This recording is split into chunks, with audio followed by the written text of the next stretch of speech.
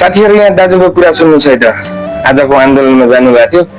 उहाँ दाजुको चेन सिक्री नहराउँदा बेरको कति खुसीमा एकदम कुरा गर्नु भएको छ हैन अनि चेन हराइसकेपछिको कुरा सुन्नु छ त फेरि बुझेछन् किन बुझ्नु भाइ अब यो देशमा राजा चाहियो हजुर यो देशमा चाहिँ नि धेरै किन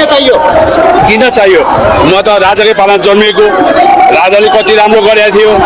हैन पुलिसमा जागिर खान पाएको थियो अहिले माओवादीले गर्दाखेरि मेरो जागिर नै चिप्लियो जागिर नै गयो म बेरोजगारी भएँ अहिले चाहिँ अलि चोरी हुने चिजहरू सुरक्षित सरकार राख्नु पर्दैन त के दादा भाइ होसै भएन आन्दोलनमा अब के गर्नु त अब के गर्ने रुने बाहेक अब के गर्नु मैले साथीहरु सुन्नु भयो त चेन नहराउँदाको र चेन हराउँदाको भिडियोमा कति अन्तर छैन त्यही भएर आन्दोलनमा जाने बेला एकदम होसियार हैन एकदम आफ्नो बहुमूल्य सामानहरु घरमै राखेर जाने गर्छ भिडियो कस्तो लाग्यो साथीहरु लाइक कमेन्ट शेयर अनि सब्स्क्राइब पनि गरिदिनु होला जानु अब